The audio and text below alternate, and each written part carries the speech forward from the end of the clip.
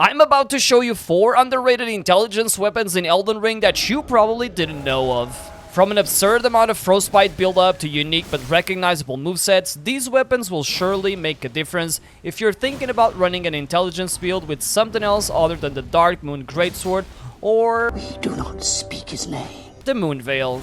And who knows, maybe even use them in the DLC. If you end up enjoying this video, make sure you leave it a like at the end and drop a follow for more Elden Ring content. We start this list off with the Troll's Nightsword, a colossal weapon that is dropped by the Troll Knight found in Carry Manor, or by farming the 2 Spectral Troll Knights on the way to the 4 Belfries. When it comes to colossal intelligence weapons, there are not a lot of options to choose from, and considering the Star Scourge Greatsword is already quite popular, and the Royal Greatsword is locked behind finishing Randy's quest, the Troll's Nightsword is actually a pretty decent pick to go with. 20 strength, 14 dexterity, and 18 intelligence are actually pretty accessible requirements to use this sword properly, meaning that you don't need to worry about minimum stats at the start of the game. This is a somber weapon, and at plus 10 with max stats, the Troll's Nightsword almost makes it to top 10 in total attack power if you go full intelligence and strength, which you should in this case. The moveset will look quite familiar if you are an old school Souls player, as it is shared with a fan favorite Zweihander,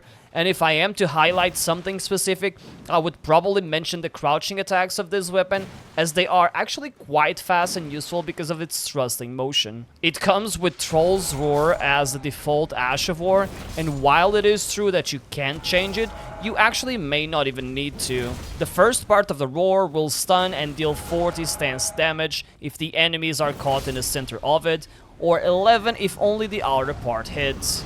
If you follow it up with a strong attack, you will do a slow, yes, it is quite slow, slam into the ground that also deals significant stance damage. Altogether, if you hit both components of the Ash of War, you could be looking at 85 stance damage. Also, with the first part being a Roar type attack, it will benefit from the Roar medallion getting an increase of 15% in damage. All in all, we're talking about a decent / good weapon that fills in the colossal weapon gap for a strength / intelligence build, with an interesting Ash of War and, very importantly, early and easy access alongside almost irrelevant minimum stats to start using this sword. Up next, we have the Helfen Steeple. This weapon actually took me almost 2 years to find, and it's not exactly because it's super well hidden, but mostly because I never noticed this Tibia Mariner. In the mountaintops and on your way to Castle Sol, you'll find this non-boss mariner on a ledge just before the best enemy in the game. The Helfen Steeple requires 19 strength, 10 dexterity, and 22 intelligence to be used properly, and like most weapons mentioned, it is also upgraded with somber smithing stones. At plus 10, it receives a respectable 247 points for magic damage, but the big selling point for this greatsword is actually its Ash of War. Ruinous Ghost Flame will add 110 extra magic damage points to the Helfen Steeple, as well as 80 frostbite build-up to every attack you do. Although it being mostly passive or above type Ash of War, it does have the extra grace of doing damage to enemies when it is actually being applied. Due to its similar requirements and effects, if you still can't drop Ranni's best friend, the Helfen Steeple is actually a very viable option for a power stance build alongside the Dark Moon Greatsword. I have to be honest, when it comes to the looks, this has now become one of my absolute favorites in Elden Ring,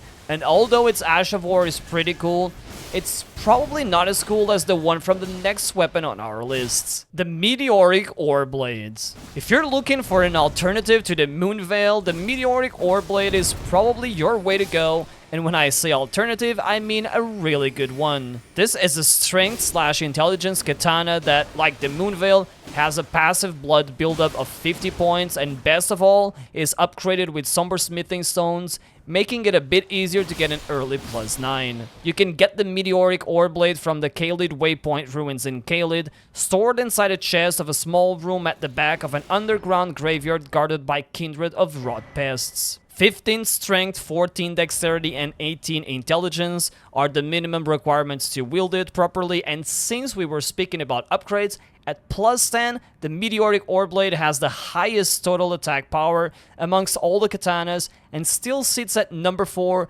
if you're looking purely at magic damage. With a generous 20% bonus damage to gravity type enemies and a decently fast moveset, this katana has a unique charged strong attack that looks heavily inspired by the Ichimonji technique from Sekiro and deals good damage as well as also being decently fast. The cherry on top of it all when it comes to the Meteoric Oreblade is really the combination of Gravitas, the Ash of War that pulls enemies towards you, with a charged heavy attack that immediately punishes enemies with about 60 stance damage if you hit the complete chain of events. Personally, this is one of the most satisfying combos to use in the game because of how well the synergy between the two parts work. At the end of the day, the Meteoric Oreblade is an extremely good option if you're looking for a strength/intelligence weapon other than the fabled Dark Moonlight Greatsword, and its fantastic Ash of War and charged heavy combo can be devastating for your enemies. Speaking of devastating, if you're more of a Fate user, we will have a similar video soon,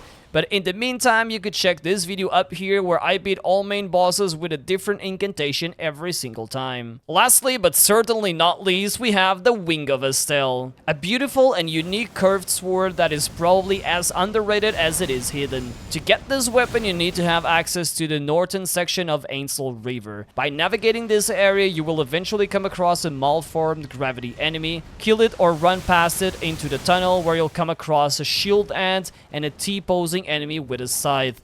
Hug the wall on the right and drop down to the section with the chest. The Wing of Estelle requires 7 strength, 17 dexterity, and 20 intelligence to be used properly, and receives a final C and B scaling in the last 2, while being upgraded with somber smithing stones. Being a curved sword, this weapon has a naturally fast moveset, where the heavy attack probably deserves to be highlighted the most. We're talking about a ranged move that consumes a whooping 0 FP and fires a magic arc or 2 if you charge it. Sharing the 20% extra damage to gravity type enemies with the Meteoric Oreblade, the Wing of Estelle excels because of something else. It's Ash of War, Nebula. Nebula is a unique Ash of War to both the Wing of Estelle and the Bastard Stars, and in this case creates a cloud of stars that lingers for a bit before exploding. This is a very fast Ash of War that can be spammed in a relatively easy fashion, and also adds in an important extra component in the form of stance damage. Each explosion deals 13 stance damage with the possibility of reaching 52